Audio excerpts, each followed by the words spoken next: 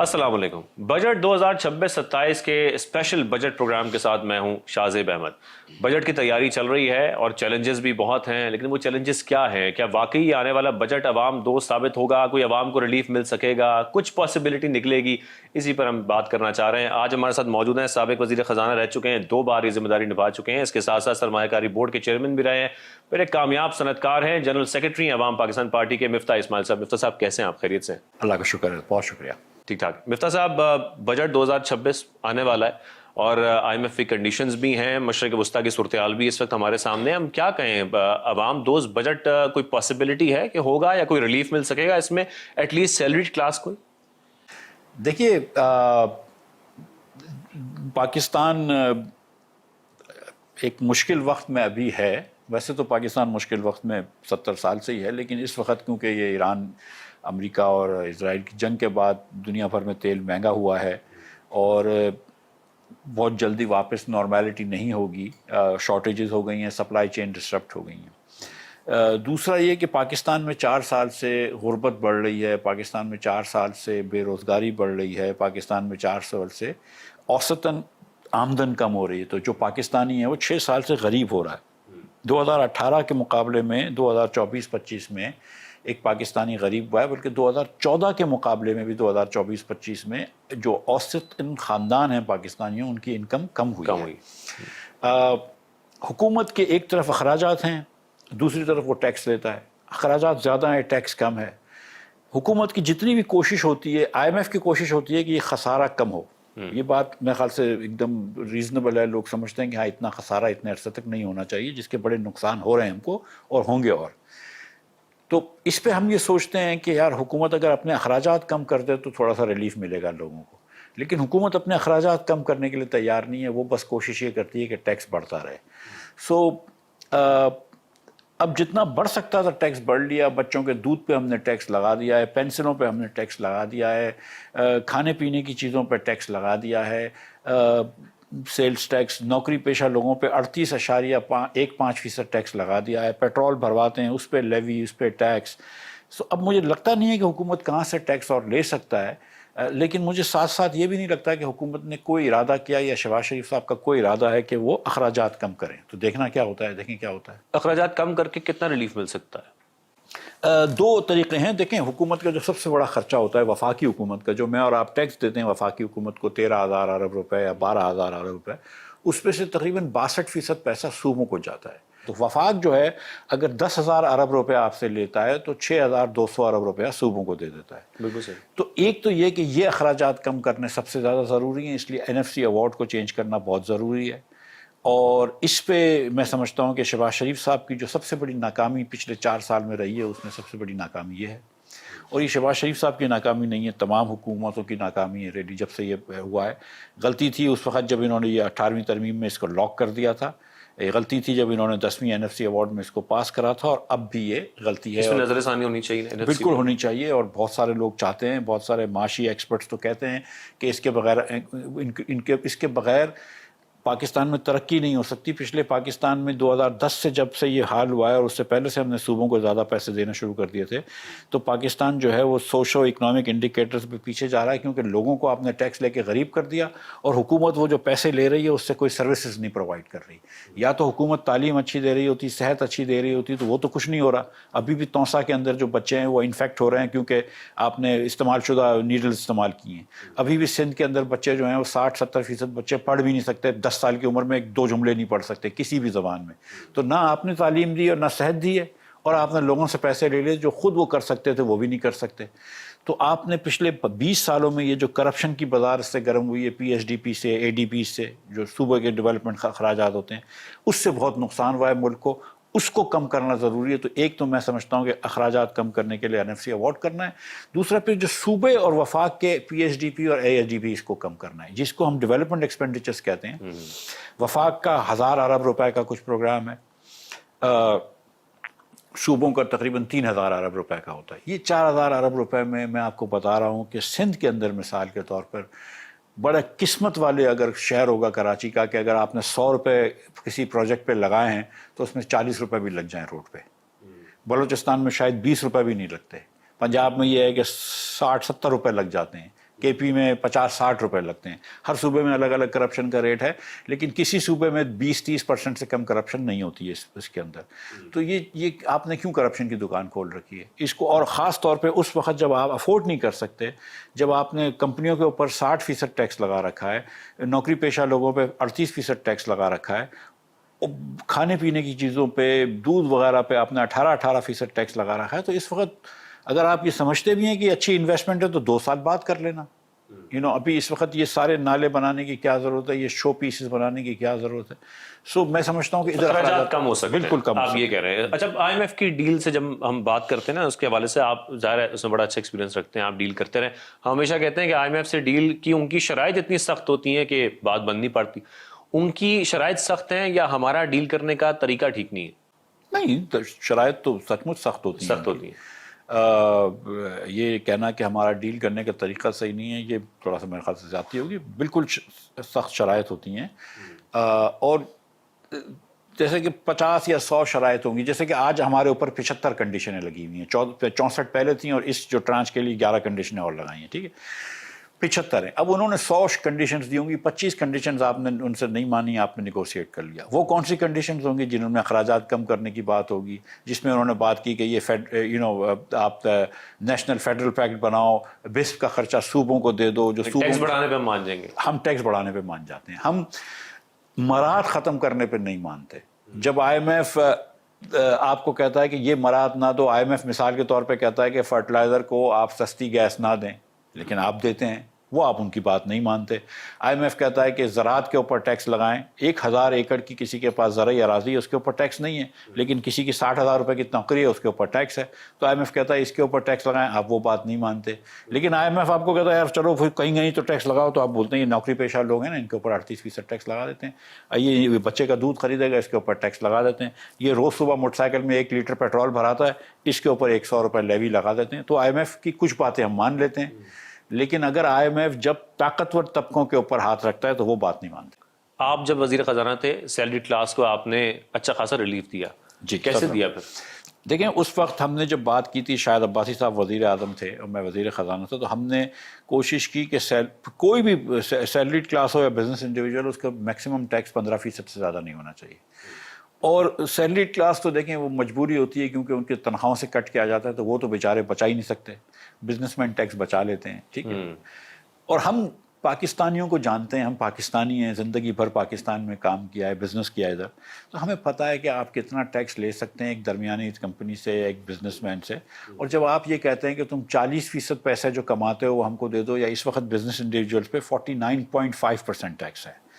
یعنی کہ اگر کوئی وکیل ہے, اب وہ آپ سے فیس چارج کرتا ہے, اس کی 50% فیس جو ہے وہ حکومت بولتی ہے ٹیکس میں دے دو, یا ڈاکٹر صاحب جو ہیں فیس ٹیکس میں دے دو. تو آپ عموماً ڈاکٹروں کے پاس جاتے ہیں, فیسیں ماشاءاللہ ڈاکٹروں کی بہت ہیں, کم نہیں ہیں, لیکن آپ دیکھیں گے کہ وہ کیش مانگتے ہیں, آپ لیتے ہیں. ٹھیک ہے, اور اس پاکستان میں شاید 1-2 ڈاکٹر ضرور ہوں گے جیسے جو بھر دیتے ہوں گے, لیکن سو ٹیکس ریٹس کم ہوتے ہیں تو ریونیو بڑھ جاتا ہے. تو ہماری یہ سوچ تھی. لیکن پھر ٹیکس نیٹ براڈن بھی تو کرنے کی ضرورت ہے نا. اس وقت ہمارے ہدف FBR کبھی بھی پورے نہیں ہوتے, اس بار بھی نہیں ہو رہے. اب نئے ہدف اگر لائے جاتے ہیں اس بجٹ کے اندر, تو وہ کس بنیاد پر لائے جائیں گے؟ دیکھیے پاکستان میں ایک کچھ لوگ جو ہے نا وہ بہت زیادہ طاقتور ہوتے ہیں. تو جب بھی عوام کا اور اس طاقتور طبقے کا مقابلہ ہوتا ہے نا, وہ طاقتور اس لیے ہوتے ہیں کہ وہ ہمیشہ جیتتے ہیں. تو پچھلے سال مثال کے طور پہ چینی کی برآمدات کی بات آئی, اور آپ نے کمیٹی کے اندر پہلے مصدق ملک تھے, ان کو چیئرمین شپ سے ہٹایا, کسی اور کو چیئرمین بنایا, اور آپ نے اجازت دے دی کہ چینی کی ملیں جو ہیں وہ برآمد کر سکتی ہیں. ٹھیک ہے, اور چینی ایکسپورٹ کروا دی آپ نے, اور اس کے بعد یہاں پہ شارٹیج ہو گئی, اور سارا سال چینی جو ہے میں اور آپ 50 روپے کلو مہنگی لیتے رہے. بالکل. تو ایک بات یاد رکھیں کہ جب آپ کہتے ہیں کہ ہم ٹیکس نیٹ کیوں نہیں براڈن کر سکتے, تو اگلے جس کے اوپر ہاتھ ڈالنا ہے وہ بڑے طاقتور لوگ ہیں. اگر آپ کہتے ہیں کہ ہم ایگریکلچر بڑے بڑے لینڈ لاٹس پر ٹیکس لگائیں, تو اس میں سے کتنے لوگ صوبے اور قومی اسمبلیوں میں بیٹھے ہیں. یا آپ کہتے ہیں کہ دکانداروں پر ٹیکس لگائیں, تو کس کس پارٹی کا کون سا ووٹ بینک تھا. تو اس کے اندر تھوڑی سی مطلب یہ کہ وہ طاقتور طبقے جو ہوتے ہیں نا وہ اپنے آپ کو بچا لیتے ہیں بیسکلی.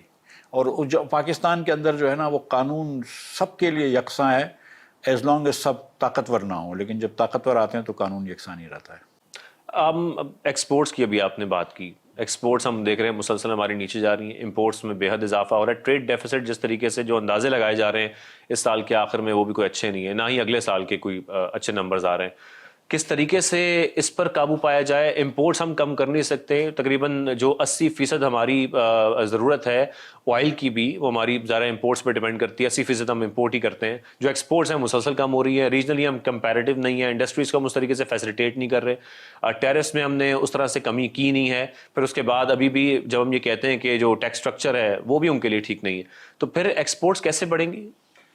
نہیں بڑھ سکتی اور اس لیے پیچھے کم ہو رہی ہیں. دیکھیں 3 چیزیں کریں گے تو ایکسپورٹس بڑھ جائیں گی. بجلی سستی کر دیں، گیس سستی کر دیں، اور انٹرسٹ ریٹ، انٹرسٹ ریٹ پہ میں آتا ہوں. بجلی گیس سستی کر دیں، گیس سستی کر دیں، اور ٹیرفس، امپورٹ ٹیرفس کم کر دیں. اس سے ایکسپورٹ بڑھ جائے گی.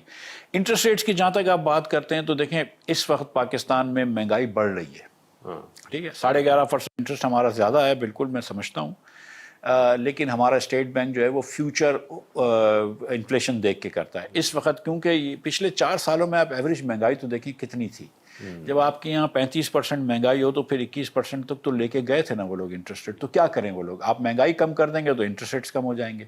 تو اسٹیٹ بینک کے پاس ایک ہی ٹول ہے کہ وہ انٹرسٹ ریٹ بڑھاتا ہے جب مہنگائی بڑھ رہی ہوتی ہے. تو حکومت کو کوشش کرنی چاہیے کہ مہنگائی کو کنٹرول کرے، خود بخود انٹرسٹ ریٹس کم ہو جائیں گے. تو مجھے لگتا ہے کہ انٹرسٹ ریٹس جو ہے نا وہ ایک سمٹم ہے، بیماری اصل میں جو ہے وہ مہنگائی ہے. آپ مہنگائی کو روک لیں گے، مہنگائی کی اس رفتار کو روک لیں گے تو انٹرسٹ ریٹس کم ہو جائیں گے. اور پھر دوسرا یہ کہ اگر آپ انٹرسٹ ریٹس نہیں بڑھائیں گے تو پھر آپ کی کرنسی ڈی ویلیو ہوگی. آپ وہ بھی نہیں چاہتے، کیونکہ وہاں وہ ڈی ویلیو کریں گے تو مہنگائی بہت بڑھ جائے گی. اور کیونکہ پچھلے 4-5 سالوں میں بہت زیادہ ڈی ویلیو ہوئی ہے، اس سے غریب لوگ جو ہے نا وہ بہت غریب ہو گئے ہیں پاکستان میں. تو ہم اور ان کو نہیں پریشر کرنا چاہیے. تو میری یہ سمجھ ہے کہ کم از کم انٹرسٹ ریٹس کو اگر بڑھانا بھی پڑے تھوڑا سا تو بڑھا لیں، لیکن مہنگائی کو روکیں. لیکن معاشی ٹیم سے پھر آپ مطمئن ہیں جو اس وقت جس طریقے سے وہ سٹیپس لے رہے ہیں؟ دیکھیے میں سمجھتا ہوں کہ اسٹیٹ بینک کا کام ٹھیک ہے، صحیح ہے. ٹھیک. میں سمجھتا ہوں کہ جو معاشی طور پہ ہم غلطی کر رہے ہیں وہ غلطی فائنینس منسٹری سے یا کیو بلاک سے نہیں آ رہی ہے، وہ غلطی وزیر اعظم کے دفتر سے آ رہی ہے. کہ جو اصل میں چیز چینج کرنی ہے وہ کہ ہم کو اخراجات کم کرنے ہیں، وہ فائنینس منسٹر نہیں کر سکتا. مثال کے طور پر آپ نے کچھ عرصے پہلے 43 ارب روپیہ دیا ہے حکومت کے ایم این ایز کو. ہر ایم این اے کو آپ نے 25 کروڑ روپے دیا کہ جو تم اپنے حلقے میں جا کے خرچ کرو. ایک طرف آپ اسٹیرٹی کرتے ہیں، وہ دکھاوے کی اسٹیرٹی ہوتی ہے کہ بھائی ہم ان کی تنخواہ ایک مہینے کی 25% کاٹ لیتے ہیں، یعنی کہ 3 لاکھ روپے سب کے کاٹ دیے. ایک طرف 3 لاکھ روپے کاٹ دیے، اس پہ بڑے شور و غل ہوا. دوسری طرف سے 25 کروڑ روپے اس کو دے دیے. اور 25 کروڑ روپے میں سے اس کو کتنے پیسے وہ رکھتا ہے اور کتنے پیسے کانٹریکٹر کو دیتا ہے اور کانٹریکٹر اس کو کتنے دیتا ہے اور کیا ہوتا ہے اس کو چھوڑ دیں. لیکن اگر آپ یہ مجھ سے کہیں کہ وزیر خزانہ سے پوچھ کے یہ پرائم منسٹر نے 25 کروڑ روپے دیے تھے ہر ایم این اے کو، تو میرا نہیں خیال ہے کہ وہ ہاں ہے. اگر وزیر خزانہ اس پہ حامی بھرتے ہیں تو وہ غلطی تھی ان کی، لیکن میرا نہیں خیال ہے کہ وہ دل سے چاہتے ہوں گے، لیکن وہ مجبور ہیں. اسی طرح پی ایچ ڈی پہ جو خرچہ ہوتا ہے وہ مجبور ہیں. این ایف سی ایوارڈ جو ہے وزیر خزانہ کے بس کی بات زیادہ مجبوری ہے نا ان کی پہ، تو وہ تو وزیر اعظم کی وجہ سے مجبور ہے نا. وزیر اعظم کے پاس تو کوئی مجبوری نہیں ہونی چاہیے نا. آج جب آپ ایک پیج پہ ہیں اور ایسے ایک پیج پہ ہیں جیسے کبھی بھی نہیں رہے تھے، تو پھر یہ چیزیں کر کے دکھاؤ. مطلب اب 4 سال ہو گئے شہباز شریف صاحب کو وزیر اعظم، اور 4 سال میں ہم نے دیکھا ہے کہ پاکستان ابھی بھی پیچھے جا رہا ہے. پاکستانی لوگوں کی آمدن کم ہو رہی ہے، پاکستانی لوگوں کے اوپر قرض بڑھ رہا ہے، پاکستانی لوگوں میں غربت بڑھ رہی ہے، بے روزگاری بڑھ رہی ہے. تو 4 سال بعد آپ سوچتے ہیں کہ یار ایک آدمی 4 سال تک یہ ڈیلیور نہیں کر سکا اکنامک گروتھ، تو شاید اس کا جو مائنڈ سیٹ ہے یا اس کی جو پالیسی کی جو روش ہے وہ صحیح نہیں ہے. اگر آپ ایک سیلز مینیجر کو رکھتے ہیں اور 4 سال سے سیلیں کم کر رہا ہے تو پھر آپ اس کو ریپلیس کریں گے نا. لیکن ڈپلومیٹکلی ان کی جو اس وقت کامیابی ہے وہ کیسی دیکھ رہے ہیں آپ؟ ظاہر ہے میں آپ سے اس پہ کمنٹ اس لیے کہہ رہا ہوں کہ وہاں پہ ہم اچھی خاصی کامیابی سمیٹ رہے ہیں، لیکن اس کا ہمیں اس اپرچونٹی کا فائدہ معیشت کو لے کے بھی اٹھانا چاہیے. دیکھیے ڈپلومیٹک سکسیس شاندار ہے، اس میں کوئی بحث نہیں، ٹھیک ہے. اور میں نے مبارکباد دی ہے پوری وزارت خارجہ کو، وزیر خارجہ کو، وزیر اعظم کو. اور سچ بات ہمیں پتہ ہے کہ کہاں سے، کوئی شک نہیں، ٹھیک ہے. اور ڈپلومیٹک ہمیں یہ بھی پتہ ہے کہ ڈپلومیٹک کامیابی کس کے سر پہ سہرا ہے، ہمیں یہ بھی پتہ ہے، ٹھیک ہے. تو ٹھیک ہے، فیلڈ مارشل کو بھی مبارک ہو جس کی وجہ سے یہ ہو رہا ہے. ٹرمپ بھی پہلے فیلڈ مارشل کا نام لکھتا ہے، پھر کبھی کبھار تو بولتا بھی نہیں ہے پرائم منسٹر کا، لیکن کبھی کبھار بول دیتا ہے. لیکن ساتھ ساتھ دیکھیں डिप्लोमेटिक ट्रम्प के ट्वीट्स हम खा नहीं सकते, खाने के लिए फिर भी हमको दाल चाहिए, ठीक है। ट्रम्प के बयान हम गाड़ी में नहीं डाल सकते, उसके लिए हमको फिर भी पेट्रोल चाहिए। सो जो फील्ड मार्शल की कामयाबी है उसके आपको कैश इन करना चाहिए, लेकिन ये 4 साल के अंदर अगर आपका एक सेल्स मैनेजर 4 साल से सेल कम कर रहा हो तो फिर आप सोचेंगे कि मियाँ हो सकता है कि तुम अच्छे आदमी हो, शरीफ आदमी हो, मेहनती हो, लेकिन तुमको काम नहीं आता है, ये इस काम के लिए तुम सही नहीं हो, कोई और काम कर ले भाई। कंपनियों में तो ये होता रहता है ना।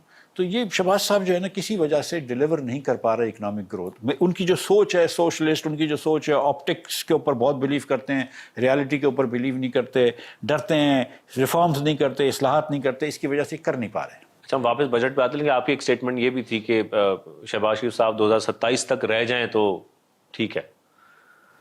2027 तक मैंने कभी ये नहीं कहा कि रहें या जाएं, मैं मतलब मेरा नहीं ख्याल है कि इस साल रहेंगे, इस साल के बाद रहेंगे, लेकिन रहें या जाएं उससे। लेकिन मैं ये समझता हूँ कि शहबाज शरीफ साहब के 4 साल देखने के बाद ये कह सकते हैं कि वो बड़े अच्छे आदमी हैं, मेरे तो बॉस रहे हैं, लेकिन उनके होते हुए माशी तरक्की नहीं आ सकती है, जैसे मैं ये कह चुका हूँ। लेकिन तो मुआशी टीम की जिम्मेदारी है ना, मुआशी तरक्की लाना। मेरी बात देखें, अगर एक कंपनी सही नहीं चल रही हो ना तो वो एमडी की जिम्मेदारी होती है कि वो किसको सेल मैनेजर रखता है, किसको। शहबाज शरीफ साहब की जिम्मेदारी है ना। और मैंने आपसे बताया कि माशी टीम, आप माशी टीम को बदल कर दें, अगर आपको लगता है कि माशी टीम सही नहीं है तो माशी टीम बदल लें। लेकिन अगर एक दिन जिस दिन थोड़ी सी गैस कम होती है तो 8-8 घंटे लोड शेडिंग शुरू हो जाती है। थोड़ा सा कुछ मसला होता है तो गैस घर में नहीं आ रही होती, कभी बिजली नहीं आ रही होती, कभी माशी टीम सही काम नहीं कर रही होती, एक्सपोर्ट्स की टीम सही काम नहीं कर रही होती। तो आप ये कहते हैं यार कॉमर्स मिनिस्टर भी बुरा है, फाइनेंस मिनिस्टर भी बुरा है, पेट्रोलियम मिनिस्टर भी बुरा है, पावर मिनिस्टर भी बुरा है, लेकिन प्राइम मिनिस्टर फिर भी अच्छा है। ये भी आर्ग्यूमेंट कर सकता है आदमी, लेकिन ये तो फिर argument for the sake of argument होगा। तो जो मैं सिंध में कहता हूँ, सॉरी अगर इतनी सी बात कर लूँ, कि 18 साल पीपल्स पार्टी को हो गया, 18 साल में यहाँ तालीम पीछे चले गई, यहाँ सेहत पीछे चले गई। तो अगर 18 साल में पीपल्स पार्टी वाले तरक्की नहीं कर सका है सिंध के अंदर, बशमूल कराची, सिंध में कहीं पर भी तरक्की नहीं हुई, तो शायद आइंदा भी नहीं कर सकेंगे। तो शायद इनको घर भेजने का कुछ वक्त आ गया कि 4-5 साल बैठें अपोजिशन में और कुछ वो अपने आप को रिन्यू करें। इसी तरह मेरे ख्याल से मुस्लिम लीग को इतना अरसा हो गया और शहबाज शरीफ साहब को इतना अरसा हो गया कि उनको भी अब घर भेजने की वक्त आ गया, क्योंकि शहबाज शरीफ के होते हुए पाकिस्तान में तरक्की नहीं हो रही है। सही। कमिंग बैक टू बजट, ज़ाहिर है क्योंकि हम ये भी देख रहे हैं कि IMF की जो रिपोर्ट्स आ रही हैं जीडीपी ग्रोथ को लेके, वही कह रहे हैं कि 4.2% भी हमारा ज़ाहिर जो हदफ है वो पूरा नहीं हो सका है और आगे ये मज़ीद कम हो जाएगा। तो इसके साथ फिर बहुत सारी चीज़ें जुड़ी हैं। अगर हम ये ग्रोथ कर ही नहीं पा रहे, एक तो हम लो ग्रोथ ट्रैप के अंदर हैं, उस ट्रैप से निकलने के लिए हमें क्या करना पड़ेगा? और आगे ज़ाहिर है बजट आ रहा है, फिर मसाइल तो हमारे बढ़ते चले जाएंगे। हम एक रट में फंस गए, एक ट्रैप में, जैसे आपने एकदम सही कहा, पाथ डिपेंडेंस से हम नीचे वाले इक्विलिब्रियम में आ गए। इसके अंदर से अब हमको निकलने के लिए हम जितनी भी कोशिश कर रहे हैं हम निकल नहीं पा रहे, ठीक है। हम एक समझिए कि गड्ढे में और हम खोद रहे हैं, नीचे ही जा रहे हैं। हमको एक जिसको कहते हैं ना कि शैकल्स को तोड़ना पड़ेगा और हमको एक झटका देना पड़ेगा सिस्टम को। और मैं ये समझता हूँ कि अगर हम NFC अवार्ड कर लें, लोकल गवर्नमेंट्स को मजबूत कर लें, और अगर लोकल गवर्नमेंट्स पे ये जो सूबे की हुकूमतें नहीं मानती हैं, वैसे तो हर सूबा तो फिर छोटे सूबे बना लें, ठीक है। हर बड़ी पार्टी जो है ना वो छोटे सूबे के हक में मानती, लेकिन बेहतर ऑप्शन आपके ख्याल में लोकल गवर्नमेंट है, ज़्यादा आसान, छोटे सूबे बनाने से ज़्यादा आसान है। अगर आप तकरीबन वही पावर दे देते हैं तो फिर ज़रा आसान है, नहीं देते तो फिर आप छोटे सूबे बना लें। लेकिन ये कि कुछ ना कुछ करो, इसको सिस्टम को जर्क करो, NFC अवार्ड करो, कुछ वफाक के अखराजात के ऊपर लॉक डालो कि इसके ज़्यादा इन्फ्लेशन से ज़्यादा तेज़ी से अखराजात नहीं बढ़ सकते। कुछ मैक्सिमम टैक्स रेट्स के ऊपर भी एक कंडीशन डाल दो कि इससे ज़्यादा टैक्स रेट हो ही नहीं सकता। तो कुछ झटके दें और उसके बाद तालीम को ख़ास तौर पर तवज्जो दें, पॉपुलेशन ग्रोथ पे तवज्जो दें, कम करने पे। और देखें, जिस मुल्क में 40% बच्चा स्कूल में ना हो और जो बच्चे स्कूल में हों उसमें से 30-40% बच्चे 10 साल की उम्र में 5 साल के जितना बच्चा का नहीं पढ़ सकते हों, 2 जुमले उर्दू में नहीं पढ़ सकते हों, 2 डिजिट का मैथमेटिक्स का सम नहीं कर सकते हों, उस मुल्क की कोई तरक्की का मुस्तकबिल नहीं है। मैं माज़रत के साथ कहता हूँ एज अ पाकिस्तानी कि अगर हमको आगे बढ़ना है तो अपने बच्चों को तालीम देनी होगी। हम बच्चों को तालीम नहीं दे सकेंगे तो जितने आप रोड बना लें, जितने आप TV पे इश्तिहार दे दें, जितने आप जहाज़ खरीद लें, आप आगे नहीं बढ़ेंगे। पहली तरजीह होनी चाहिए इस वक्त हमारे आने वाले बजट में भी एजुकेशन की। Of course. हमारे साथ रही मिफ्ता साहब। यहाँ पे ब्रेक शामिल करते हैं, ब्रेक का वापस आते हैं, डिस्कशन आगे करते हैं। Welcome back. मिफ्ता साहब, स्ट्रॉन्ग एक्सपोर्ट बेस जो है वो रेमिटेंसेस का सब्स्टिट्यूट नहीं हो सकता। اگر ہماری اکانومی ریمیٹنسز پہ ریلائی کرتی ہے، اور ریسنٹلی ہم نے دیکھا جب گلف کے اندر اتنے کرائسس آئے تو ہماری مارچ کے اندر ریمیٹنسز کم ہو گئی، تو ہمیں یہ سوچنے کی ضرورت نہیں ہے اس وقت کہ ہم اس پہ ریلائی نہیں کر سکتے، اور ہمیں اپنی ایکسپورٹس کو، اپنی جو ہماری گروتھ ہے اس پر دھیان دینا ہے، ریمیٹنسز پہ دھیان نہیں دینا۔ دیکھیے ریمیٹنس کیوں آتی ہے یہ بھی سوچیں۔ وہ پاکستانی بچہ جس کو پاکستان میں نوکری نہیں ملتی ہے، وہ مجبوراً پاکستان کے باہر جاتا ہے اور وہ نوکری ڈھونڈتا ہے اور پھر اپنی ماں کو یا بیوی کو پیسے بھیجتا ہے، ٹھیک۔ تو کیونکہ آپ کی معیشت ادھر نہیں چل رہی، ادھر نوکریاں نہیں بنا رہی، اس لیے آپ باہر جا رہے ہیں، باہر بھیج رہے ہیں۔ اب جب بھی آپ دیکھیں کہ کبھی یونان کشتی جا رہی ہوتی ہے لیبیا سے یا اسپین جا رہی ہوتی ہے انلیگل، اور جب وہ کشتی ڈوبتی ہے تو دیکھیں بڑے افسوس کی بات ہے کہ بہت سارے لڑکے پاکستانی ہوتے ہیں، ٹھیک ہے، بنگالی نہیں ہوتے، انڈینز نہیں ہوتے، سری لنکن نہیں ہوتے، پاکستانی ہوتے ہیں۔ اور دنیا بھر میں جہاں پہ بھی آپ جائیں گے پاکستانی اب جو ہے انفارچونیٹلی سب سے لوورسٹ لیول کی جاب کر رہے ہوتے ہیں، ٹھیک ہے۔ ہم جو بچے باہر جا رہے ہوتے ہیں ان کو اگر ہم 6 مہینے کا پلمبنگ کا کورس کروا دیں یا 1 سال کا الیکٹریشین کا کورس کروا دیں تو وہ زیادہ پیسے بھی ادھر کمائے گا اور ادھر 4 پیسے زیادہ بھیج سکے گا، لیکن وہ بیچارے جا کے اسکلفل لیبر، ہاں، لیکن وہ صرف چائے بنانے کا کام کرتے ہیں یا ڈرائیوری کا کام کرتے ہیں یا سیکیورٹی گارڈ کا۔ بہرحال وہ بچہ مجبوراً جاتا ہے ملک چھوڑ کے، اور ان سے ہم پیسے کماتے ہیں، اور جو یہاں کی صنعت ہے اس کو ہم نہیں کارآمد کر سکے۔ یہاں سے جو ہمارا جو 24 کروڑ کا ملک ہے وہ 30 ارب ڈالر ایکسپورٹ کرتا ہے۔ 1990 کی دہائی میں 1992 کے اندر میرے خیال سے آپ کا اتنا ہی ایکسپورٹ تھا جتنا ویتنام کا ہے۔ آپ 30 بلین پہ ہی کھڑے ہیں، ویتنام 400 بلین پہ ہے۔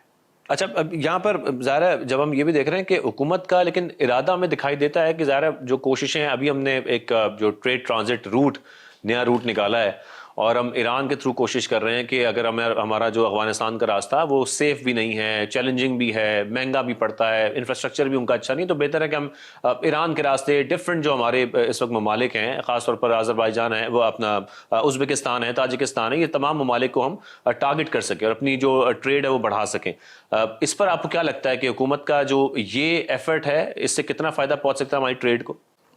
دیکھیں اچھی بات ہے، اگر ہو جائے تو بڑی اچھی بات ہے، اور مجھے ایسا لگتا ہے کہ کبھی نہ کبھی افغانستان سے بھی ہمارے ریلیشنز اللہ نے چاہا تو نارملائز ہو جائیں گے۔ طالبان جب یہ اپنی ٹیررزم کو چھوڑ دیں گے تو پھر انشاءاللہ ان سے بھی ٹریڈ کر لیں گے۔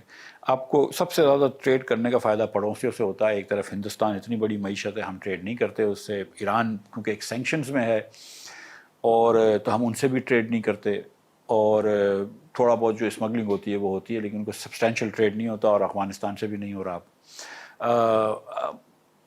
الگ الگ مجبوریاں ہیں، میں سمجھتا ہوں ان کو، لیکن اگر ایران کے تھرو کوئی ٹریڈ ہو جاتا ہے اور ایران کے اوپر سینکشن ہٹ جاتے ہیں تو یہ ملک کے لیے بڑا اچھا ہوگا۔ اچھا، اب کچھ دیر پہلے ظاہر ہم انڈسٹریز کی بات کر رہے ہیں، ان کو فیسیلیٹیٹ کرنے کی۔ جو اس وقت ہماری وہ ہے بجلی ہے، خاص طور پہ اس کا جو جنریشن مکس ہے اس کو آپ کیسے دیکھتے ہیں؟ اس وقت ہم بہت مہنگی بجلی بنا رہے ہیں، LNG کے تھرو بناتے ہیں، ہمیں رینیویبل انرجی کی طرف جانا چاہیے، سستی بجلی بنانی چاہیے، پھر اپنی جو ٹرانسمیشنز ہماری ہے ساؤتھ ٹو نارتھ اس کو بھی بہتر کرنا چاہیے۔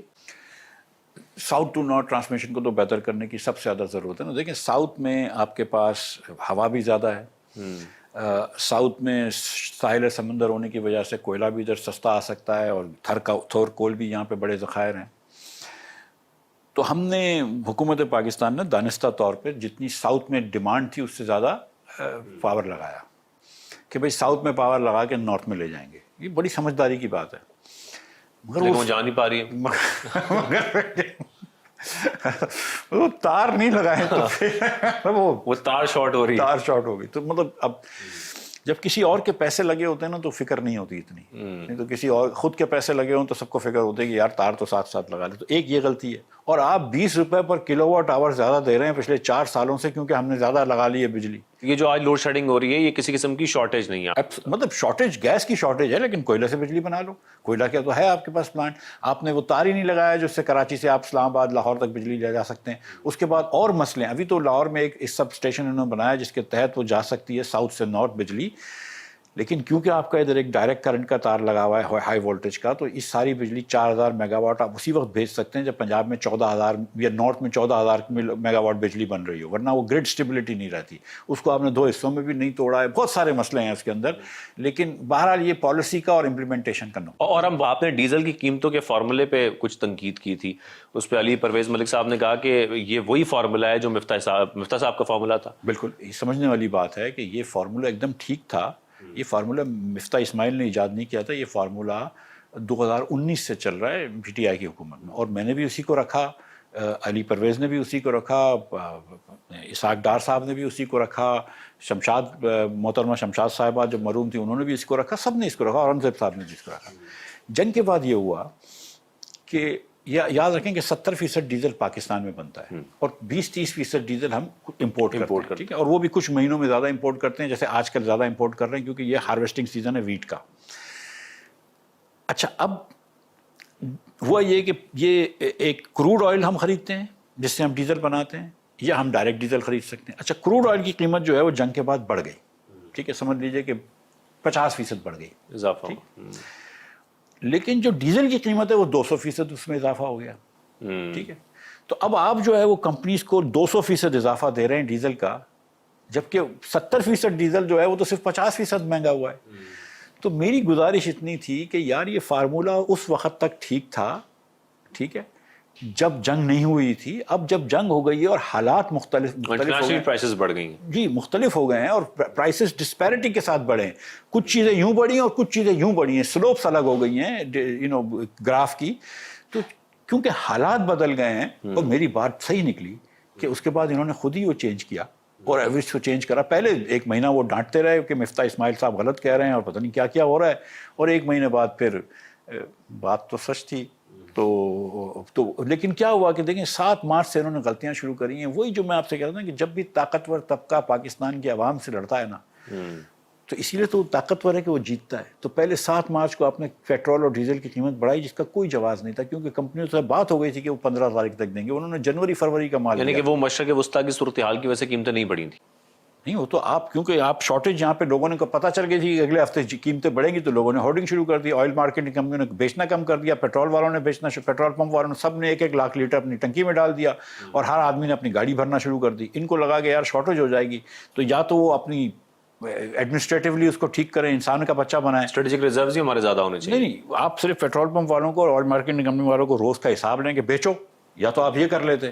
آپ وہ نہیں کر سکے تو آپ کو 1 ہفتے کے لیے 50 روپے ٹیکس لگا دینا تھا، تو حکومت کے پاس وہ 20 ارب روپے آ جاتا ہے. میں تو یہی کہہ رہا تھا کہ 1 ہفتہ ٹیکس لگا دو، ان سے تو یہ ایڈمنسٹریٹولی تو ہم نہیں کر سکتے، ہماری ریٹ اتنی اسٹیٹ کی پکی نہیں ہے. 1 ہفتے کے لیے آپ ٹیکس لگا رہے تھے، 20 ارب روپے کما لیتے. آپ نے 1 ہفتہ ان کو گفٹ دے دیا کہ تم ہولڈ کر رہے ہو، تم کو ابھی سے پیسے دے دیتے ہیں. پھر اگلے 2 ہفتے ڈیزل والوں کو اتنا زیادہ پیسے دیتے رہے کہ یہاں تک ہوا ہے کہ 2 ریفائنریوں نے اپنی بورڈ میٹنگ ڈیلے کریں کیونکہ بتانا نہیں چاہ رہے تھے کہ کتنا پروفٹ ہوا. جو 36 ارب روپے کی 37 ارب روپے کی ریفائنری کی ایکویٹی ہے، اس ریفائنری نے 1 ہفتے 3 کوارٹر میں 3 مہینے میں، اور اس کے اندر خاص طور پہ مارچ میں 9 ارب روپیہ کمایا ہے. 25% آن اے کوارٹر، 100% آف ایکویٹی پیسے کما رہے ہیں یہ لوگ. میں خوش ہوں لوگ پیسے کماتے ہیں، لیکن بوجھ عوام پر آتا ہے. بوجھ عوام پہ تو ڈال کے نہ دو نا. مطلب یہ تو ذاتی تو فارمولہ انسانوں نے بنایا تھا. وہ فارمولہ جب تک ٹھیک تھا، جو ٹھیک تھا، جب نہیں تھا تو نہیں تھا. مطلب وہی کھانا جو مغرب سے پہلے نہیں کھا سکتے، مغرب کے بعد کھا لیتے ہیں نا. تو یہ بات تو ان کو سمجھ میں آئی، لیکن وہ 1 مہینے بعد سمجھ میں آئی جب تک 100 ارب روپیہ نکل گیا تھا ہماری جیب سے. مہنگائی مسلسل بڑھتی جا رہی ہے. یہ سارے فیکٹرز جو ہم ڈسکس کر رہے ہیں وہ ظاہر ہے اس لیے کر رہے ہیں کہ اب بجٹ بہت قریب ہے. تو مفتاح صاحب اس بجٹ میں پھر ہم تو کہیں نہیں دیکھ رہے کسی قسم کا ریلیف کوئی عوام کو مل سکے گا، نہ پیٹرولیم کی صورت میں، نہ جو ہم بجلی کی صورت میں دیکھ رہے ہیں. مطلب کہاں پہ ایسی پاسبلٹی بنائی جا سکتی ہے اس بجٹ کے اندر کہ عوام کو کچھ ریلیف ملے، ایک مڈل کلاس کو ریلیف ملے؟ دیکھیے مڈل کلاس کی سوچ جو ہے نا، یہ آواز حکومت کے ایوانوں تک نہیں پہنچتی ہے، لیکن بڑے بڑے بزنس مینوں کی آواز پہنچ جاتی ہے. ٹھیک ہے، پی بی سی کے بڑے بزنس مین ہوتے ہیں، بڑے بڑے ایکسپورٹرز، ایپٹما کے بڑے بزنس مین، یہ فیڈریشن کے لوگ یہ پہنچ جاتے ہیں. جب پچھلی مرتبہ بھی یہ شہباز شریف صاحب کے پاس گئے تو انہوں نے کہا کہ آپ ٹیکس ریٹس کم کریں، یہ تو گزارا نہیں ہے. اور اس میں انہوں نے نوکری پیشہ لوگوں کے لیے بھی بات کی کیونکہ ان کی کمپنی میں نوکری پیشہ لوگ کام کرتے ہیں. شہباز صاحب نے کہا ٹھیک ہے ہم آئی ایم ایف سے پوچھیں گے. آئی ایم ایف پوچھا، آئی ایم ایف نے منع کر دیا. وہ تو ظاہر ہے ان کو پتہ بھی تھا کہ آئی ایم ایف منع کر دے گی. جب مجھے پتہ تھی تو شہباز صاحب کو تو ظاہر ہے پتہ تھی. آپ کو اگر آئی ایم ایف کے پاس جا کے یہ پوچھنا ہے کہ 1000 ارب روپے کا میں ٹیکس کم کر رہا ہوں تو آپ یہ نہ کہیں کہ میں 1000 ارب روپے ٹیکس کم کر کے 1000 ارب روپے کا اخراجات ادھر ہی رکھوں گا اور خسارہ بڑھا دوں گا. آپ یہ کہیں کہ میں 1000 ارب کا اخراجات بھی کم کر دوں گا تو خسارہ نہیں بڑھے گا. اگر شہباز شریف صاحب اور محمد اورنگزیب صاحب IMF کے پاس جاتے ہیں اور یہ کہتے ہیں کہ دیکھو یہ 2000 ارب روپے کا یا 2500 ارب روپے کا ہم نے اکراس پاکستان صوبے اور وفاق مل کر اخراجات کم کیے ہیں اور اس 2.5 ارب کے سامنے ہم 1500 ارب روپے کا ٹیکس بریک دینا چاہتے ہیں تو کوئی منع نہیں کرے گا آپ کو. تو آپ لیکن یہاں پہ کیا ہے کہ آسان یہ ہے کہ خرچے وہی رکھو اور بول دو یار IMF کی مائی نے منع کر دیا. اخراجات کم کرنا بہت ضروری ہے. ہمارے ساتھ ہی رہیے, ایک بریک شامل کرتے ہیں, واپس آتے ہیں, مفت صاحب سے پھر مزید گفتگو کرتے ہیں. Welcome back. مفتاح صاحب, نجکاری کی جب ہم بات کریں, اس کی پلاننگ کی, پھر رائٹ سائزنگ کی, یہ سارے حکومت کے اپنے پلان ہیں. PIA کی نجکاری ہم نے دیکھی ہے کہ وہ کامیابی سے ہوئی ہے, لیکن آنے والے وقت میں پاور سیکٹر کی نجکاری کتنی ضروری ہو چکی ہے اس وقت؟ دیکھیے, میں سمجھتا ہوں کہ پاور سیکٹر کی نجکاری بالکل لازم ہے حکومت پہ کرنا اور بہت ضروری ہے. اور جو پاور سیکٹر میں 1800 ارب روپے کا سالانہ نقصان ہوتا ہے, اس کی ایک بڑی وجہ یہی ہے کہ حکومت جو ہے اس میں چوریاں نہیں روک سکے آپ, حکومت میں آپ لائن لاسز نہیں روک سکے, اس میں آپ ٹرانسمیشن ڈسٹریبیوشن لاسز نہیں روک سکے. تو آپ اس کو نجکاری کر دیں گے تو اچھی ہو جائے گی.